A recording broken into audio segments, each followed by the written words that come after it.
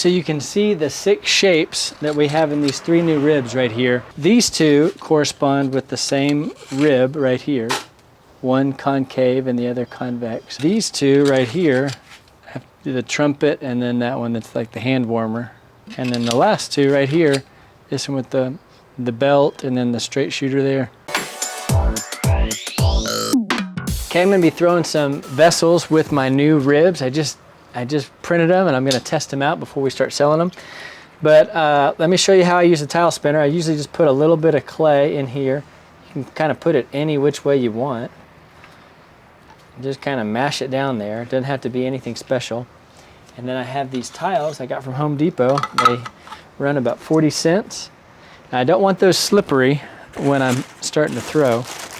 So I'm going to use 1.4 or 1 pound 4 ounces rather. Balls I just wedged up and get it in there. Now you don't want this wet when you throw it down. And the first thing I do is I kind of push down, get it stuck to that bat real good. And then I like to cone a few times just to get everything. I can kind of feel how wet or dry my clay is.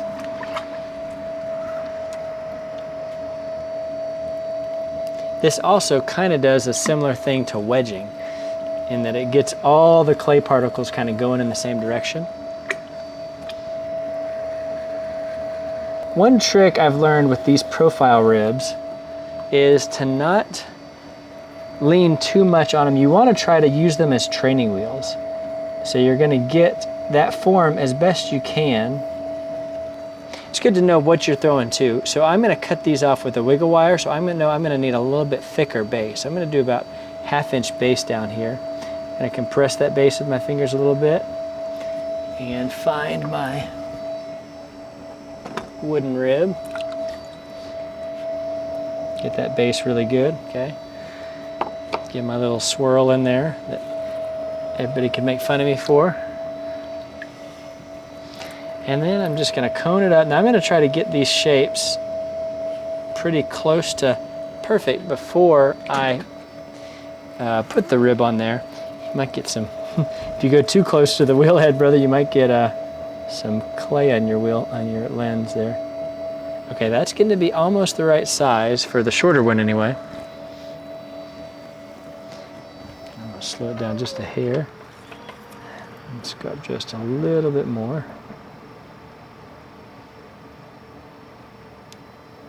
I'm going to go too thin. You still going? Mm-hmm. I want to try this one. I really like this. So I use this first to get height. So you can see I'm about 1/2 inch short. And go a little higher.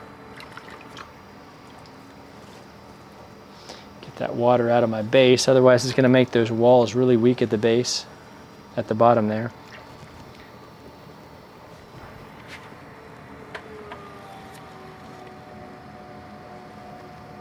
So I'm just pulling that clay up from the wheel head. Okay. Okay, that should be just about right. Yep, just about. Okay, so here's one trick. I'm gonna, I can either try to push out with my hand to get that little ball at the bottom. First off, here, let me show you this. So what are these for? They're decorative for one. This creates a nice little kind of bulb around the top and the bottom, but it's also structural. It also helps make it stronger. So in order to really get that, if I just kind of push out with my hand, it's not going to totally fill in that bulb. I kind of got to jab this in there a little bit. Secondly, when I go on the top one, I need to be very careful. The place where this wants to fold or mess up the most is right at the top. So let's try it. I'm going to jab in here first.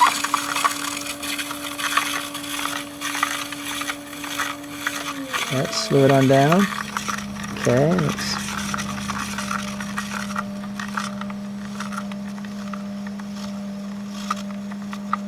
all right, and there you have it. So I got this cool little pry tool too.